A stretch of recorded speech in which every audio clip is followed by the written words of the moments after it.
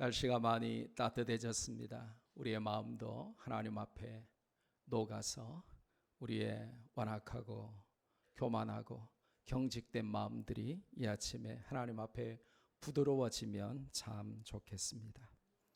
시편 140편은 슬픈 가운데 부르는 비탄시로 분류가 되는데, 다윗이 왕이 되기 전에 사울 왕의 핍박과 추격을 받으며 고통 중에 지은 시로 추정이 됩니다.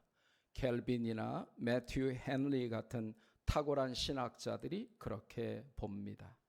오늘 본문은 시편 전체를 관통하는 의인과 악인이라는 대립 구도를 통해서 하나님 없는 악인들의 존재와 그들의 특징, 그리고 악인의 존재 이유를 알려주면서 결국에는 악인을 심판하시고 의인을 보호하시는 하나님을 주인공으로 소개합니다. 시편 140편을 통해서 의인과 악인과 하나님이라고 하는 빅 픽처, 이 큰 그림을 배워봅시다. 오늘도 진리의 성경 말씀을 통해 은혜를 받고 깨달음을 얻고 큰 도전과 응답을 받는 시간이 되기를 주 예수 그리스도의 이름으로 축복합니다. 첫째로 오늘 본문은 악인의 존재와 특징과 그들의 존재 이유를 우리에게 설명합니다. 시편 140편은 의인을 핍박하고 대적하는 원수인 악인을 하이라이트로 집중 조명해 주고 있습니다. 본문은 악인이 존재하고 있다 하는 그들의 존재와 또 그들이 어떻게 악을 행하는지, 악한 이들의 특징과 또 하나님께서 왜 악인을 의인과 함께 같이 살게 하시는지, 하나님께서 악인을 허용하시는 이유마저 우리에게 알려주고 있습니다. 첫째로 오늘 본문이 우리에게 집중 조명하여 보여주시는 것은 악인의 존재입니다.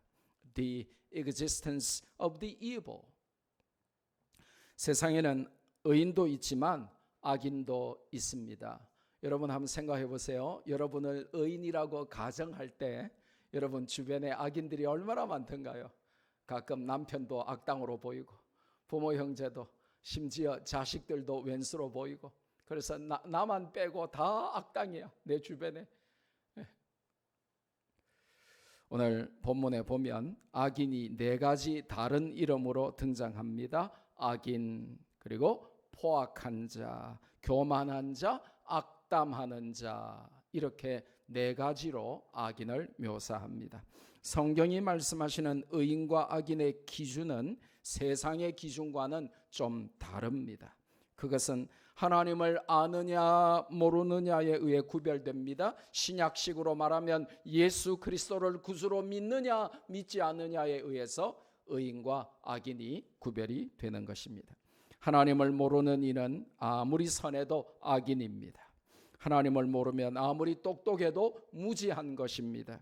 하나님을 모르면 아무리 노력해도 지옥행입니다. 하나님을 아는 것이 선과 악의 기준이기 때문에 그렇습니다. 그래서 성경은 하나님을 알자, 힘써 여호와를 알자라고 말하면서 하나님을 몰라서 그 백성이 하나님을 떠나고 죄에 빠지고 지옥에 가게 되었다라고 우리에게 알려줍니다.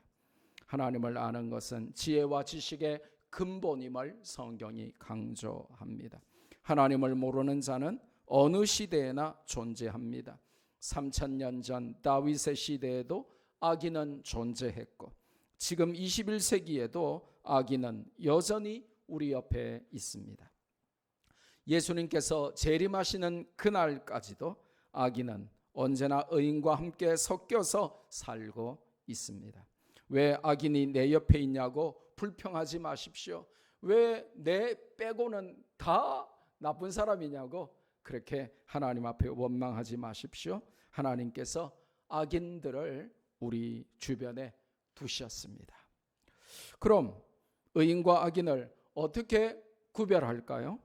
본문에 보면 악인은 특징이 있습니다. 아무리 위장하고 변장하고 가면을 써도 악인은 악인의 뚜렷한 특징을 숨길 수 없는 것입니다. 1절에 보니까 악인은 사악합니다. 한글 성경에는 그냥 악인이라고 번역된 히브리어 메아담 라으는 정확히 번역하면 사악한 자입니다. 그래서 영어로는 evil man 혹은 wicked man 이렇게 번역을 했죠. 단순히 악한 정도가 아니라 이 메아담 라으의 의미가 뭐냐고 하면 생각과 말과 행동이 매우 사악하다 하는 의미를 함축하고 있습니다. 또 1절 하반절과 4절에 보니까 악인은 포악합니다. 히브리어 거기에 사용된 히브리어 이 하마심은 불의함을 넘어서 불의함에 더하여 포악하고 잔인한 폭력성을 설명하는 단어입니다. 그래서 영어 성경에는 man of violence, 폭력의 사람이다 이렇게 번역을 한 것이죠. 악인은 잔인하고 폭력적임을 성경은 지적하고 있습니다. 요즘 학폭 문제로 시끄럽습니다. 유명인들이 잇따라 문제가 되고 있습니다.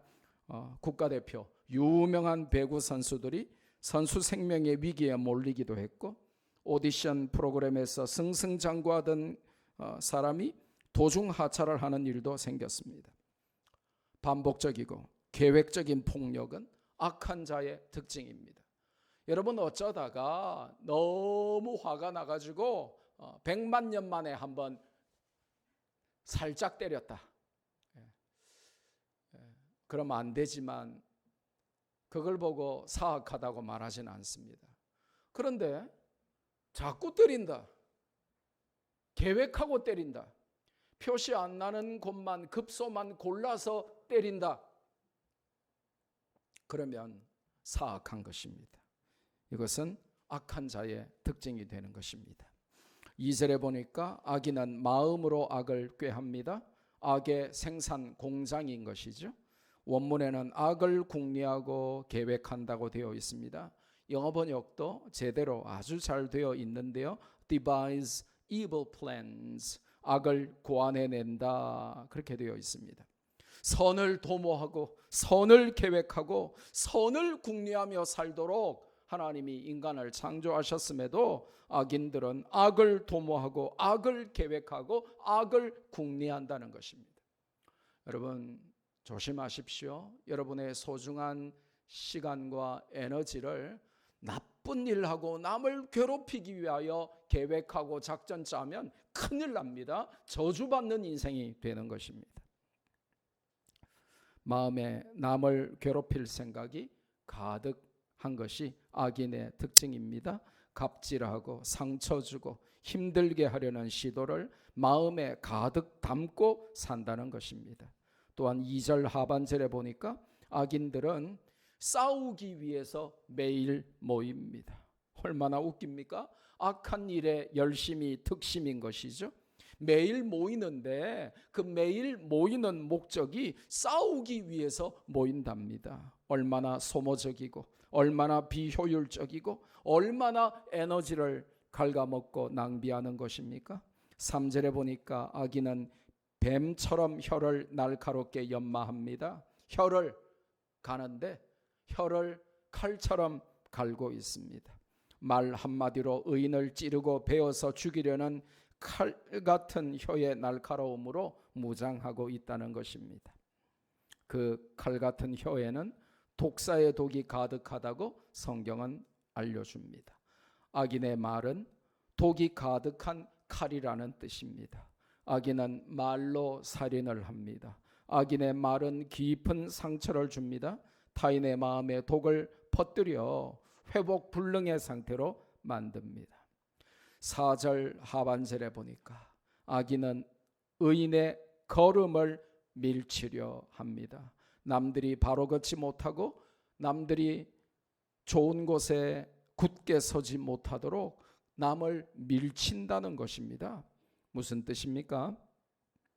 남이 잘 되는 것을 보지 못하고 그들을 시기 질투하여 적극적인 행동으로 해악을 끼치는 자들이 악인이라는 것입니다. 5절에 보니까 악인은 더 나아가서 더욱 담대히 악을 실행에 옮깁니다.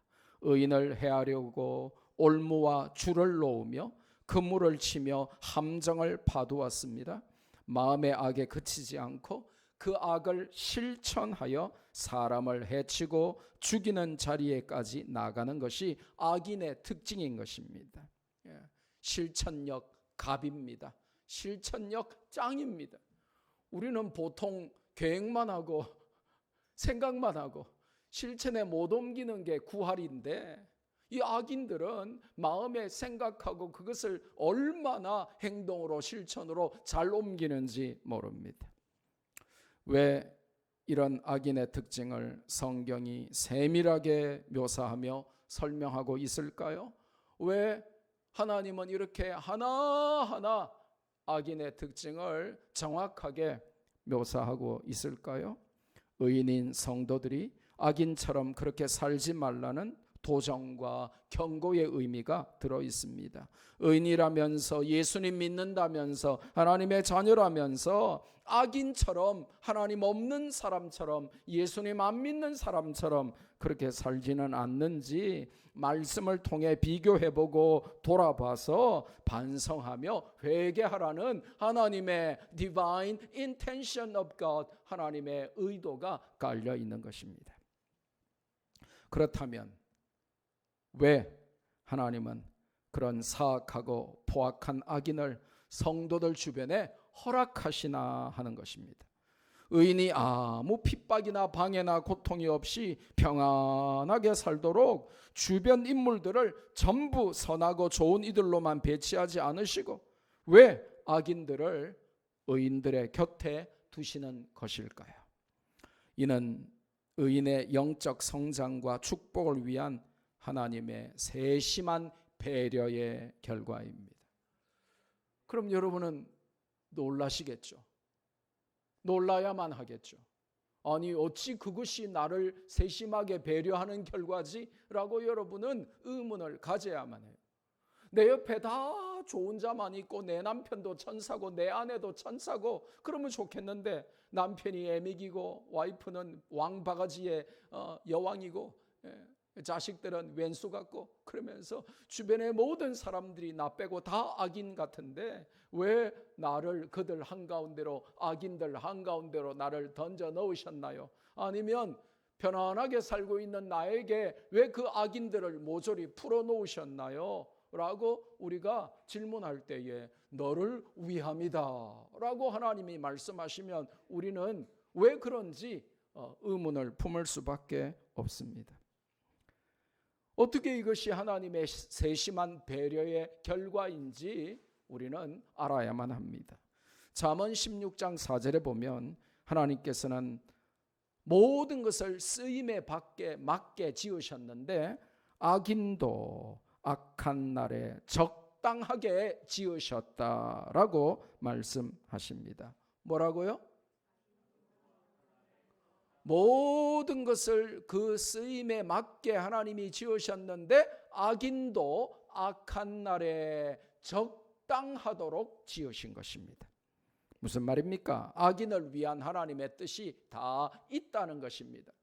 우리 생각에는 우리 주변에 다 선한 사람들로만 가득하면 좋겠고, 우리 교회에 다 예수님 잘 믿는 사람만 있으면 좋겠고, 우리 교회에 다 신앙이 좋은 사람만 있으면 좋겠고, 나에게 쓴소리하는 사람, 나를 괴롭히는 사람, 나에게 눈물 나게 하는 사람, 나를 스트레스 받게 하고 힘들게 하는 사람이 아무도 없으면 좋겠고, 나를 속이고 나를 해치려고 하는 세상의 악한 사람이 아무도 없으면 좋겠고, 다 나를 왕자처럼 공주처럼 임금처럼 대해주고 나에게 자비와 긍휼을 베풀고 나를 말 한마디만 하면, 아니 말하기도 전에 나를 도와주려고만 하는 그런 나이스하고 젠틀한 사람만 내 주변에 있으면 좋겠는데, 악인들이 이렇게 많은 것이 그게 어떻게 하나님의 세심한 배려의 결과가 되냐고 우리는 항변할 수 있습니다.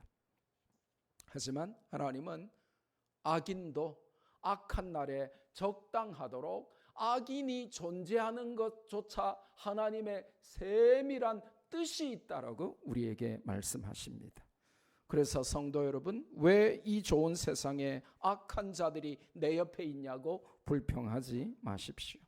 하나님께서 악인을 잠깐 내 옆에 용납하시는 이유가 있는 것입니다. 악인이 내 옆에 있음으로 인해 의인은 고난 중에 기도하게 되고 자신의 한계와 무능을 인정하며 겸손해집니다. 여러분, 사람은 참 완악한 존재예요. 괴로움이 없으면 부르짖질 않아요. 문제가 없으면 기도하지 않습니다. 그래서 하나님이 우리 인생에 가끔 풍랑을 허락하시고 지진을 허락하시고 해일을 허락하시고 가끔 우리 인생에 눈물을 흘려 기도하며 겸손하게 하나님 앞에 무릎 꿇게 하시는 것입니다. 고난이 있어야 간절하게 하나님을 찾고 의지하게 되는 것입니다. 악인이 의인을 괴롭힘으로 인해서 의인은 연단을 받게 되고 더욱 믿음의 사람으로 강하게 설 수 있게 되는 것입니다. 여러분, 전교조가 망쳐놓은 한국 교육의 폐해가 무엇입니까? 시험을 못 치게 하는 것입니다. 왜 아이들을 성적으로 줄 세우냐? 시험 치지 마라. 이게 전교조가 외치는 것입니다. 그 결과 초등학교에 시험을 없애버렸어요. 중고등학교에도 시험을 반으로 줄여버렸습니다. 그러니까 아이들이 자신의 실력을 테스트 받을 기회가 없는 것입니다. 내 실력을 모르는 것입니다. 그래서 로스 국제학교에 상담하러 온 학부모들이 자녀의 성적을 한번 적어보세요. 상중하 이렇게 돼 있거든요. 근데 전부 모른다는 것입니다. 아니, 학교에 다니는데 내 자녀의 성적을 왜 모르냐? 그러니까 시험을 안 친다는 겁니다. 요즘 학교는. 여러분, 시험을 쳐야 공부를 하게 되고 공부를 하고 시험을 쳤는데도 비참한 성적을 받아봐야 내 초라한 실력을 알게 되고 그래야 공부할 것이 아닙니까? 그런데 시험을 안 치는데 내 실력을 어떻게 알 것입니까? 시험을 안 치는데 내가 잘하는지 못하는지 어떻게 알 것입니까? 그러니까 전부 잘하는 줄 착각하고 부모들은 내 자녀들이 잘한다고 착각하고 학생들은 자기가 아주 잘난 줄 착각하고 그러다가 이제 대학 갈 때 피눈물을 흘리며 후회하게 되는 것이죠. 시험이 있어야 성장도 있는 것입니다. 고난이 있어야 성장이 있는 것입니다. 악인이 내 주변에 있어야 그 악인 때문에 눈물 흘려보고 한숨 지어보고 불면의 밤을 지새우면서 하나님을 의지하게 되는 것입니다. 악인은 그 악으로 인해 심판받고 멸망하겠지만 악인의 존재는 의인의 연단과 훈련과 축복을 위해서 반드시 필요한 것입니다. 그래서 등장한 전문 용어가 필요악이라는 말입니다. 들어보셨죠? 뭐라고요? 영어로 a necessary evil이라고 하는 건데 이 필요악인 것입니다. 없으면 더 좋겠는데 반드시 있어야 하는 악, 그게 바로 necessary evil인데 필요악입니다. 여러분, 악인이 아무도 없으면 좋을 것 같죠? 그 악인의 존재로 내가 고통과 괴로움과 눈물과 한숨과 불면의 밤을 지새우는 가운데 하나님을 더 의지하고 바라보고 부르짖어 기도하게 되기 때문에 그래서 결국 악인의 존재마저도 의인의 유익을 위하여 하나님이 세심하게 배려한 결과라는 것입니다. 이게 이제 믿음으로 아멘 되는 사람과 아멘이 도무지 안 나오는 사람과의 차이가 하늘과 땅 같은 믿음의 이 분별력, 깨달음의 차이가 되겠죠. 우리는 겨울에 춥다고 불평합니다. 여름에는 덥다고 불평합니다. 참 웃기죠. 더우면 더워 죽겠다 그러고 추우면 추워 죽겠다 그러고. 하지만 말이죠, 1년 내내 따뜻하기만 하면 좋을까요? 6.25 사변 때 한국전에 참전한 유엔군 몇 나라죠? 우리 학생들 반드시 알아두셔야 돼요. 22개 나라.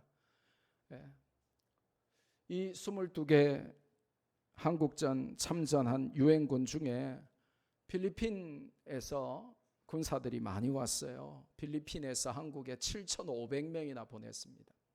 그런데 필리핀에서 이 6.25 사변에 참전한 유엔군 중에 7,500명 중에 112명이 전사했습니다. 근데 통계가 참 놀랍습니다. 총에 맞아 죽은 숫자보다 얼어 죽은 숫자가 더 많은 것입니다. 놀라야 됩니다. 뭐라고요? 유엔군 참전한 필리핀 군대 7,500명 중에 112명이 죽었는데 그들의 전사 요인을 분석해 보니까 총에 맞아 죽은 사람보다 한국 겨울에 눈 속에서 추워서 얼어 죽은 필리핀 병사들이 더 많았다 하는 것입니다.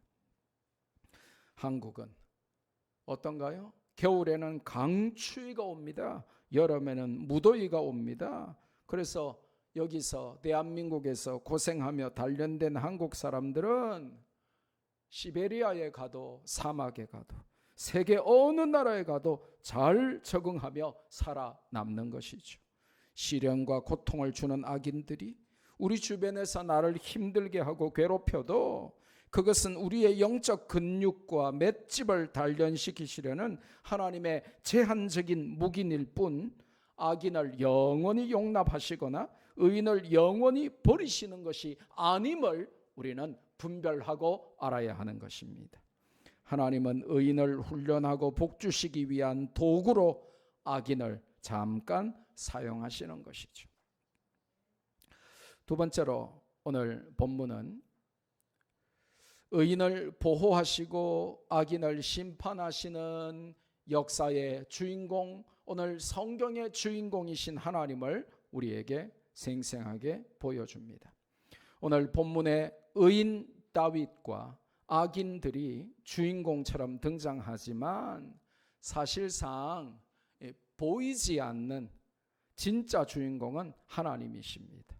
의인에게는 복을 주시고 보호와 인도하시며 악인은 궁극적으로 심판하시는 하나님이 성경의 참 주인공이신 것입니다. 주인공이신 하나님은 어떻게 의인을 보호하시고 악인을 심판하십니까? 첫째로 6절에 보니까 의인의 간구에 응답하신다라고 설명합니다. 우상과 하나님의 차이가 무엇입니까? 우상은 듣지 못하고 말하지 못합니다. 그러므로 당연히 우상은 응답하지 못합니다. 다윗은 그의 신앙 체험을 통해서 우상과 다른 하나님은 기도에 응답하시는 분이심을 확신했습니다. 그래서 역시 다윗의 작품인 시편 65편에도 다윗은 하나님을 묘사하면서 기도에 응답하시는 주님이라고 찬양합니다. 시편 65편 2절 함께 읽습니다. 시작. 기도를 들으시는 주여 모든 육체가 주께 나오리이다. 다윗은 그의 신앙 체험을 통해서 하나님은 기도를 들으시는 주님이시다 그렇게 확신한 것입니다. 하나님은 악인들이 득세하고 악인들이 형통하는 가운데 그의 택한 언약 백성, the covenant people of God, 언약 백성을 어떻게 보호하시냐 하면 그 악인들 가운데 신음하며 부르짖어 간구하는 의인들의 기도를 들으신다는 것입니다. 또한 하나님은 의인의 간구에 응답하십니다. 의인의 간구는 하나님의 역사를 부른다고 성경이 기록합니다. 야고보서 5장 16절을 함께 읽습니다. 시작. 그러므로 너희 죄를 서로 고백하며 병이 낫기를 위하여 서로 기도하라. 의인의 간구는 역사하는 힘이 크미니라. 아멘. 따라합시다. 의인의 간구는 역사하는 힘이 크다. 할렐루야. 뿐만 아니라 7절에 하나님은 의인을 어떻게 보호하시고 악인을 심판하십니까? 전쟁의 날에 의인의 머리를 가려 주신다라고 설명하고 있습니다.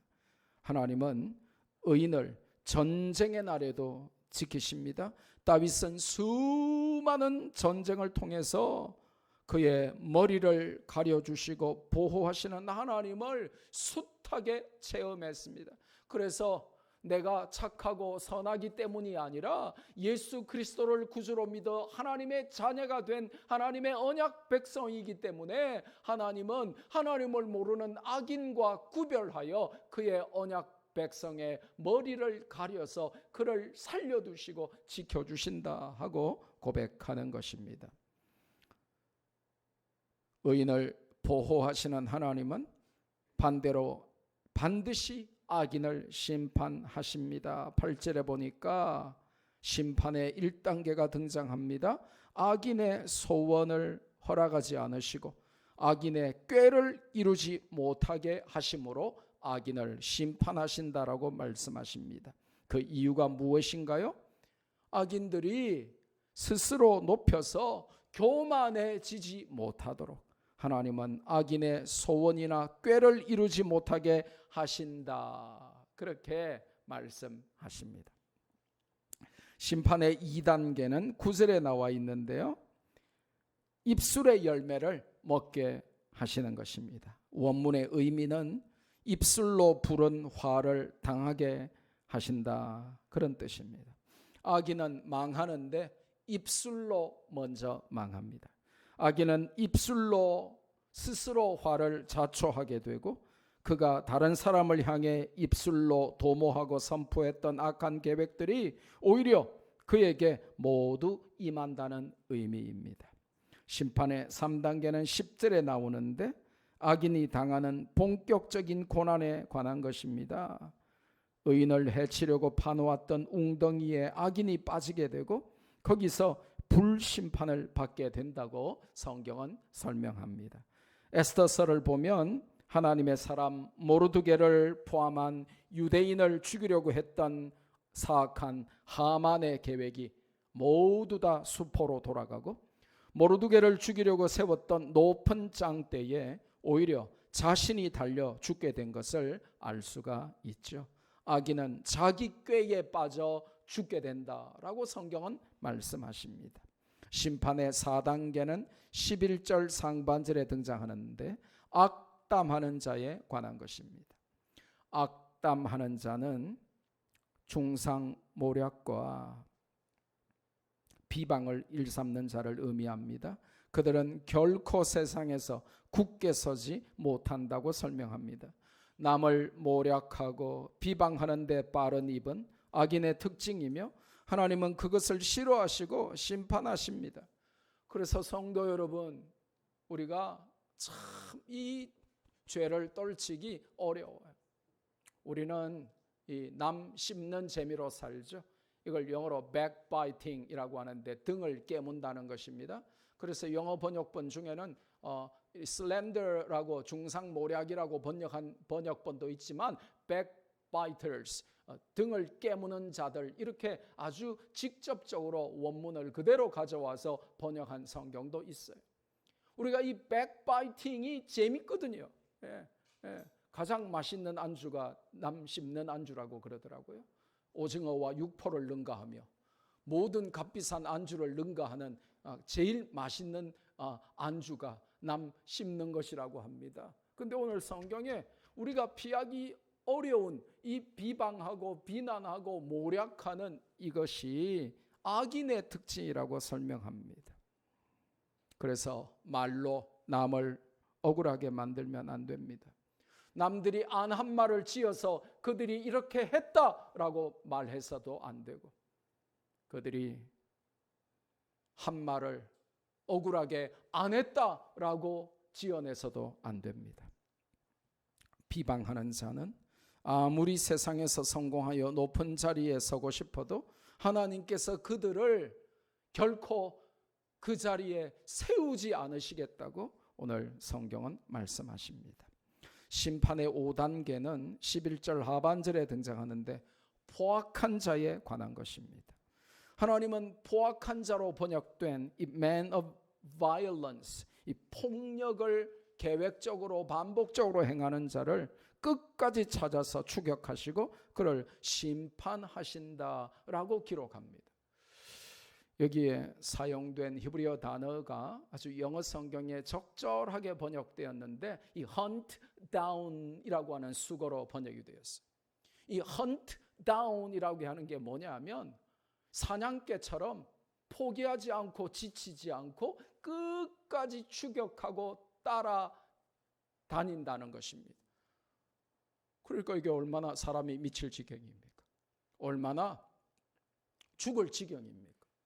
아무리 숨고 도망다녀도 끝까지 지치지도 않고 포기하지도 않고 헌트 다운 한다는 거예요. 끝까지 나를 찾아서 추격하고 나를 수색하고 색출해 내겠다는 거예요.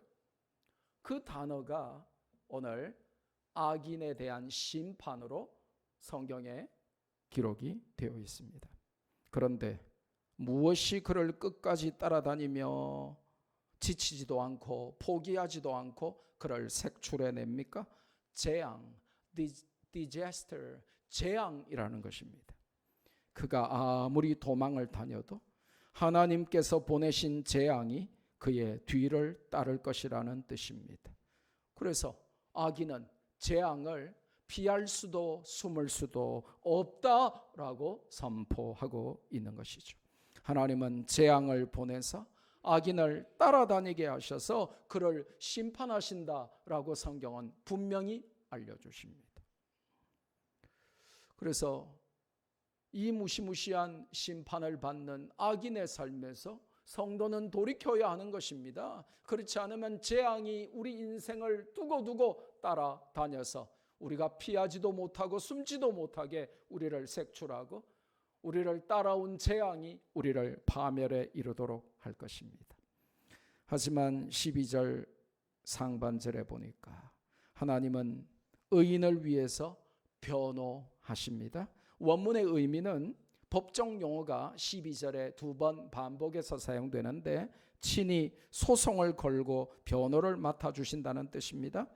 예수님 이름으로 구원받아서 하나님의 언약 백성이 된 자들에게는 성령님께서 친히 우리의 소송을 맡으시고 고문 변호사가 되어주시는 것이죠. 할렐루야. 마귀가 우리를 정죄해도 너 죄지었잖아, 너 교만했잖아, 너 음란했잖아, 너 타락했었잖아, 너 이렇게 숨겨진 죄가 많잖아. 하나님 왜 저런 자를 구원하세요? 왜 저런 자를 사용하세요? 왜 하나님 저렇게 외식하는 자, 가면 쓰는 자를 하나님 왜 사용하세요? 저 자를 벌 주세요. 저 자를 그냥 구원 취소하시고 지옥불에 던져 넣으세요 라고 마귀가 우리를 정죄할 때에 예수님 이름으로 구원받고 하나님의 언약 백성이 된 자들에게 성령께서 친히 그 마귀가 낸 소송을 맡으시고 우리의 수석 변호사가 되어 주신다는 것입니다. 이것이 성경의 일관된 가르침입니다. 우리 중에 온전한 자가 있습니까? 죄 없는 자가 있습니까? 완전한 자가 있습니까? 아무도 없잖아요. 우리는 마귀가 우리의 죄를 들춰내고 마귀가 우리의 모든 죄를 하나님 앞에 고소고발할 때 속수무책일 수밖에 없습니다. 그때 어디선가 누군가의 무슨 일이 생기면 우리의 소송을 맡아주시는 분이 누구라고요? 하나님께서 친히 언약 백성의 소송을 맡아주시고 변호를 해주신다.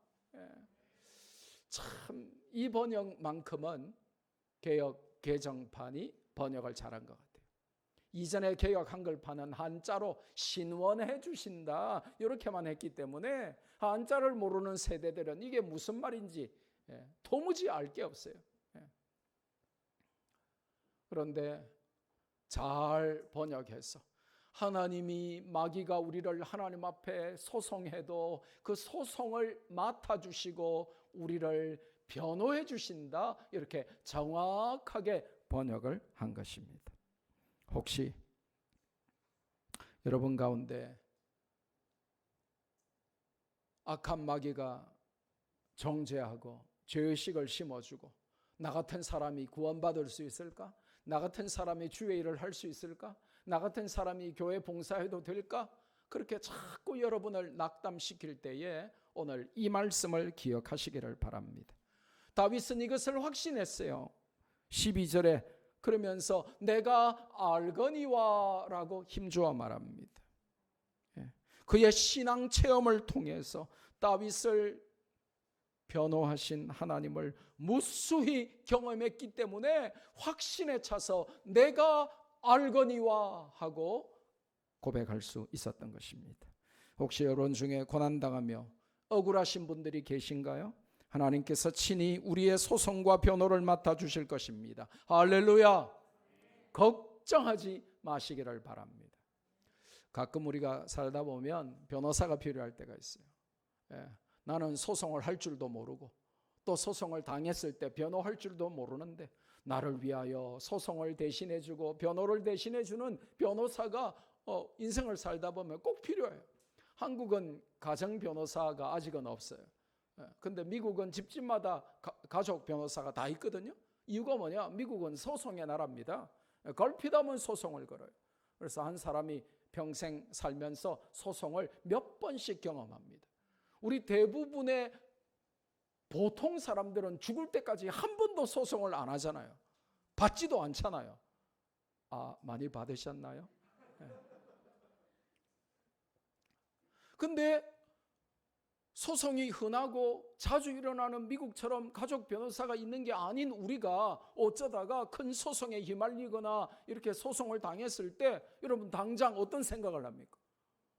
친한 변호사가 있으면 좋겠다. 아이고 우리 아들 지금 학교 다닐 때 공부 좀 열심히 해가지고 지금 변호사나 되지 말이지. 게임하고 놀 때 알아봤다 이러면서. 내가 절박할 때 가족이나 친척 중에 친구 중에 잘 아는 지인 중에 고문 변호사, 수석 변호사가 되어주면 얼마나 힘이 나겠어요.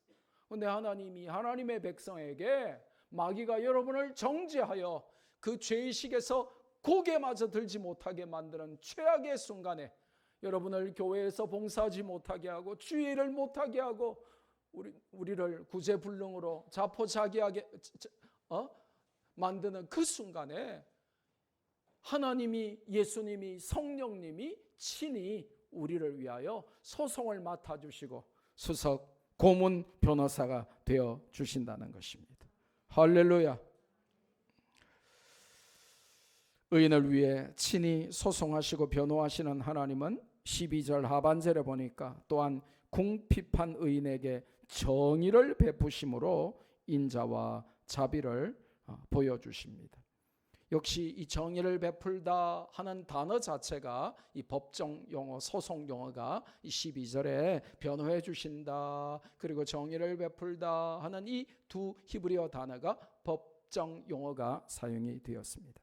12절 상반절이 소송과 변호를 담당하시는 하나님에 관한 묘사라면 12절 하반절은 이제 판결을 내리시는 재판장으로서의 하나님을 설명하고 있습니다.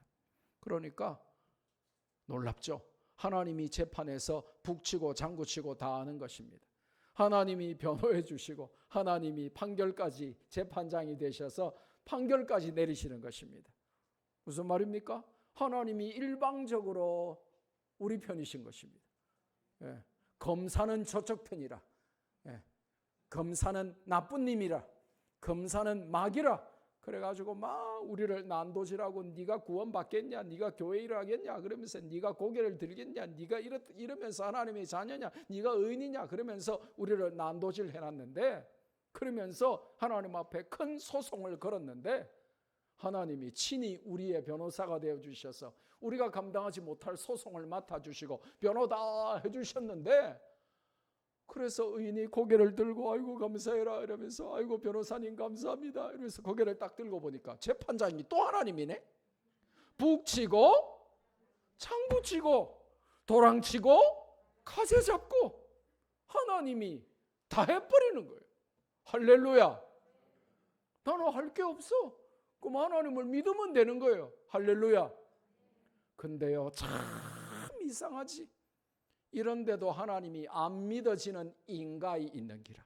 그걸 보고 성경은 악인, 교만한 자, 포악한 자, 악담하는 자라고 말하는 것입니다.